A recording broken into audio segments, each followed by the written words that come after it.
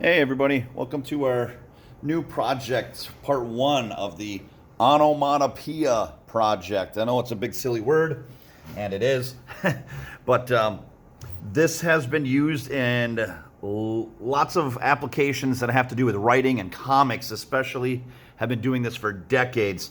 And I know it's a big word, onomatopoeia, but at the same time, what it is when you take a word that has a unique sound that when you hear that sound, that they just spelled it out how it sounded. And I have it in the document about some examples that I have on there about like zap and bang and boom, like how you would describe them. That's just how they spelled them. And you're going to be creating an art piece around one of those words. Now, normally, if I did this project in my classroom, I would be using a lot of construction paper, maybe even cardboard for this as well, because this looks really neat when you make it pop out and stand out. But unfortunately, we can't do that. So we're going to try our hardest to create this drawing on one piece of paper. Now, part one is the drawing, and part two is coloring. I'm kind of trying to think of ways how to be able to really get unique coloring styles in this for part two, but don't worry about that for right now. Right now, it's only the drawing. So here's what you are going to need for this.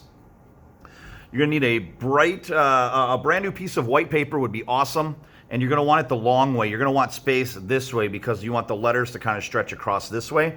So you want it the wide way, the landscape way. And I'd prefer if you didn't use lined paper. Get a piece of computer paper, get something in good shape that has no lines on it. And then also you're going to obviously need a pencil, an eraser, and like I say, these pink erasers work way better than the eraser on the end of the pencil. And I'm also going to be using a Sharpie on the last step to outline everything, because in the comics what they did was they wanted the lettering to be bold and stand out. So every letter was outlined with black, and all the drawing and design around it was outlined in black. Then you also might want a straight edge or ruler to draw straight lines depending on the letters. Like if you picked a word like whack, W-H-A-C-K, with an exclamation point possibly, there's a lot of flat edges on a lot of those letters. So you might want to have a ruler. Otherwise, if you are feeling confident, you can just draw straight lines if you wish. But I would recommend using a ruler and planning out what you need. Okay? Now, I'm not going to show you how to be able to do every single letter. You are going to need to be able to figure that out by either just drawing stick letters and then drawing around them, which is a technique that we did way back in October and November for your name, when we actually had you do block or bubble style letters for your name. And that's very important for what we're going to do here, is that you have block or bubble style letters, not stick letters. You have to have something that you can add a pattern or design or color into the letter. So no stick letters are allowed. So when you get your paper all ready, you're going to want to map out where you want to put your word. And I would put it towards the middle. Now, you've got some things that you need to worry about when you think about where to put your word. You want it through the middle, but also this is supposed to be based off of comic book style lettering, which means you want this animated and cartoony. So you want your lettering to kind of follow like a wavy pattern, like each letter kind of tilted or going a little bit low, a little bit high, a little bit low, a little bit high, a little bit low, or tilt the letters a little bit in each one. You do not want them straight across, all nice and neat. That's not what this is about. This is supposed to be a sound or something that takes an effect in a cartoon or comic, and this is very important. So when you do this, do not draw your words just straight across. You want it on a slight curve, or rotate your letters just a little bit to give it more of a cartoony, animated style look. That is very important. The size of your word, how big you should be drawing your letters, well, you want it big enough so that it's easy to read and fun to color in part two. Now, what I'm going to tell you is the size I would like it is if you have an adult, mom, dad, grandma, grandpa, aunt, uncle, an adult, a grown-up, that when you draw this word, I want you to take their hand, and if they go like this with their hand and they put it over your word, if they cover up your word and you can't see it, it's not big enough. Redo it. You want to be able to see the letters sticking out around the outside edges. All right? That's very important. And we're also going to be putting a artistic bubble around the outside. That kind of matches your the feel of your word. All right? So I'm going to move this off to the side. I'm going to keep this right here because it's just a blank sheet. All right. So I have some ideas about what to do. First, let me show you some examples. That's a stick letter. That's a block letter. This is not allowed. You want a block letter, something you can put designs and coloring into. That is super important. Now, a block letter, a plain block letter, is okay. But some of you highly artistic friends really want to take it up a notch. So you can do something like this, where you draw a block letter, but you make it look three-dimensional. Don't make it look too big, but three-dimensional letters look really nice and neat, and it gives you an extra chance to be able to color something in to make it look like it has a shadow. Next one, I actually drew a bubble style letter where it looks like it's about ready to pop. So I have a lot of curves on here, no straight lines. Everything has got a slight curve to it, so it actually looks like a bubble or like a balloon. Or if you don't want to do any of those and you want to be creative on your own, there you go.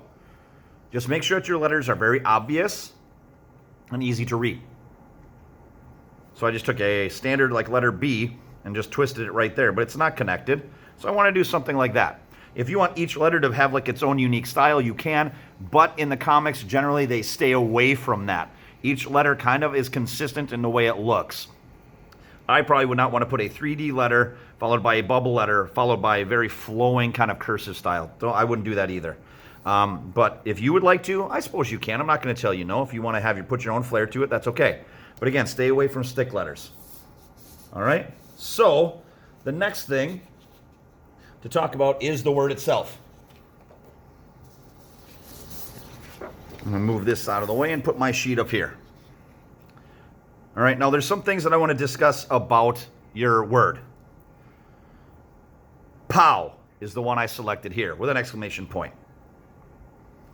Now, we want to make sure that you stick with capital letters. That's important.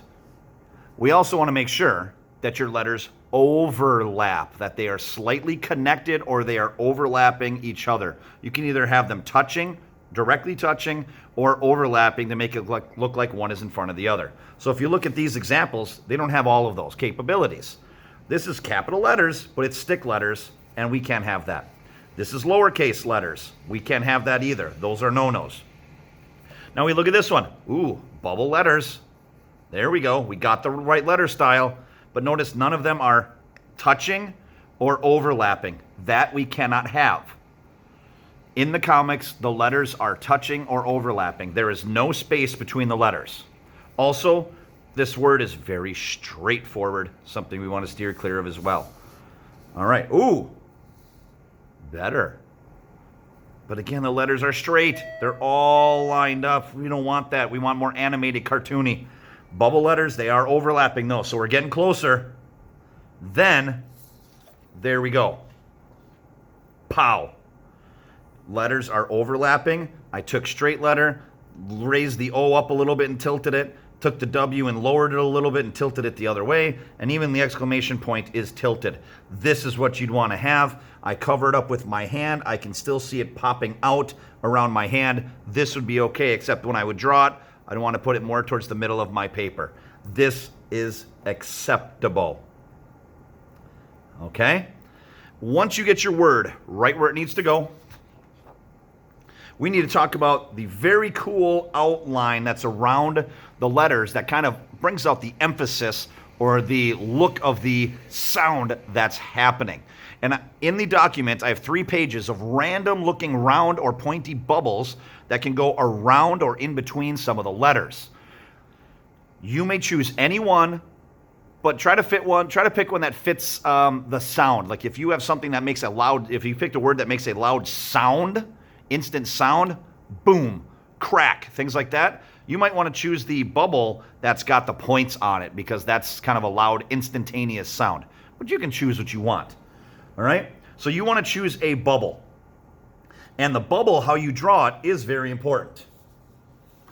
All right? I have another example here. Here's my pow. Now I drew it much smaller so that you can kind of see what it would look like.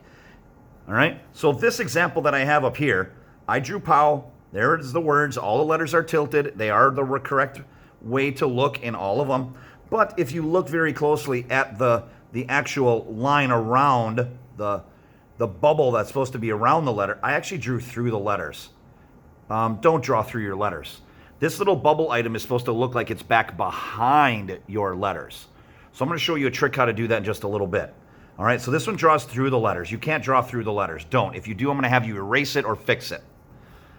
Right here, oh, it's behind the letters, but it's not poking out enough where I can really see what's going on. This is very small bubble back behind it. That's not enough. Then I have this where the word is too small, and then the bubble around it is absolutely massive, and it doesn't go in between the letters at all. Remember, it's the word we're looking for. The bubble just emphasizes or pushes it a little bit further. The bubble is too big. The word is fully inside of it. That's not what we want. Now, if you look at this POW down here, it's behind it, and you can see a lot of the points and round edges sticking out behind where it is. And that's exactly what you want to do for the bubble. You want it behind it, but just sticking out. You want it behind just enough so it looks like the word is in front, but also you see a lot of the points or the curves if you're doing like the cloud style bubbles that are on yours. All right, so now if we take a look at one of my other examples that I've got right here, I did a cloud style example, except my word is too small. That's my main problem. Now, if you were to do something like this and show me what it is, I would tell you that the word has to be enlarged, bigger than an adult's hand. It's got to be sticking out around the outside of the letters. You should be able to see that. So you're probably going to want an adult, when you think you're finished, to check the word to make sure that their hand doesn't cover it up. And you don't open up your fingers because now I can see the word. You want it closed. All right? And you should be able to see the letter sticking out around the hand. That's about the only problem that I have with this one right here. The actual bubble around the outside is fine. The word itself is just too small. You'd want to enlarge that a little bit more. Okay? So now I'm going to show you how to be able to do that bubble or that bubble or that round bubble or the pointy bubble back around your word. So I have one here that I started, and it's pop. Pop, like a bubble, like an actual bubble in real life. Pop, or like popcorn. Now for this sound, it's an instantaneous kind of loud sound, a pop. So I think for this one, what I'm going to do is I'm going to do some points on this one. So I need to figure out and map out where I want to go. And I never just start drawing right away. I plan where things want to go around whatever I'm drawing. So I tend to start over here because I work left to right.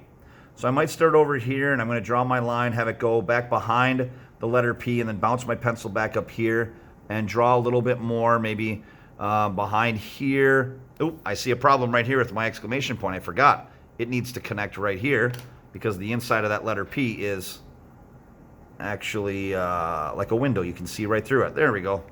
Ha, see? There you go. I make mistakes every day. I caught it. So I'm going to figure out where everything is going to go.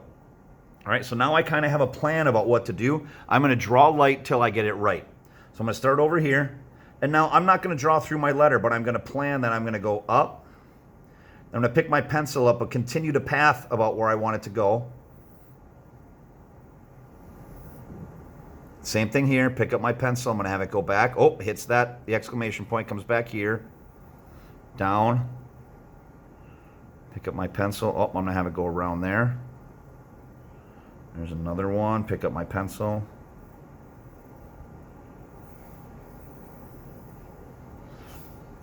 There we go.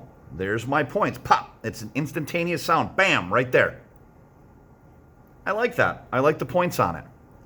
Okay? So now you can see in the examples that I provide you, though, with the bubbles, a lot of them have like very thick lines, or they have like these little action lines or shadows or like little marks around the outside. You can do that if you want to, but it's not required. It's for friends who really want to make theirs enhanced and really have it stand out. You could put like those little lines. You just have to check the examples that are on the computer.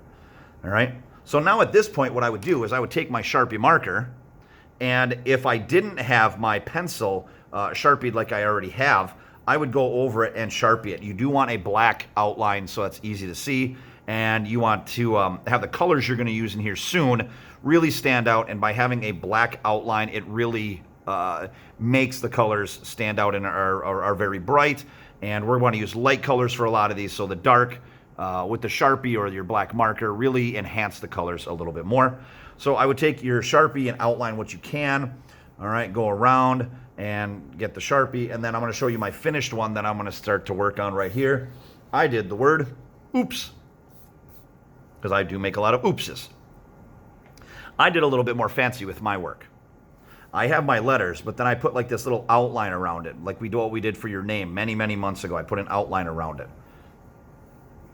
So I don't know what I'm going to put in there. Then in my bubble, I actually have a little bit more of enhancements as well. And I'm going to leave it empty just like this for right now, because I don't know what I'm going to do for color just yet. So this is the final product of what I did. I did oops, and I did a pointy bubble around it. I'm probably going to make another one with a round kind of like cloud bubble around it, but I have to figure out what word I would like to do. So this is our goal, is to pick a word, make it animated how you can, make it big so it stands out, and then put some sort of bubble around it, whether it's a pointy bubble or a round bubble around yours. That's our goal. And after you have it drawn, take a Sharpie marker or a black Crayola marker, whatever that you got, and outline it so it looks like mine. Very bright with the black Sharpie marker on the white paper. So this is our goal, is to come up with a picture for our project for part 2. So this is part 1. Once you get this done, take a picture of it and send it to me. If you are curious about making changes to your work, I would not do the Sharpie right away. Some of you might want to wait for me to leave a comment, and if I say, hey, that looks great, you're all ready for part number 2, then you can take the Sharpie and outline it. That means you don't have to do changes. If you Sharpie everything and something goes wrong, and I say something, you can't erase the Sharpie, you're stuck with it. Okay? So many of you, when you're done, you might want to hold off on the Sharpie until I give it the thumbs up and say everything looks great. Then you can go with the Sharpie, just in case if you wanted to make any changes, okay? When you get this all done, take a picture of it, send it to me, and I can't wait to see what you guys come up with. Remember, bubble-style letters, big letters, bubble around it, make it animated, make it cartoony. That's what you want to be able to do. So I want to see what you guys can come up with this. So send it to me when you are all done, and I cannot wait to see this, because I love doing projects that have to do with letters and comic book style things. So I hope that you guys enjoy this and have fun. Everybody stay safe, take care, and do a great job on this. I can't wait to see what you come up with.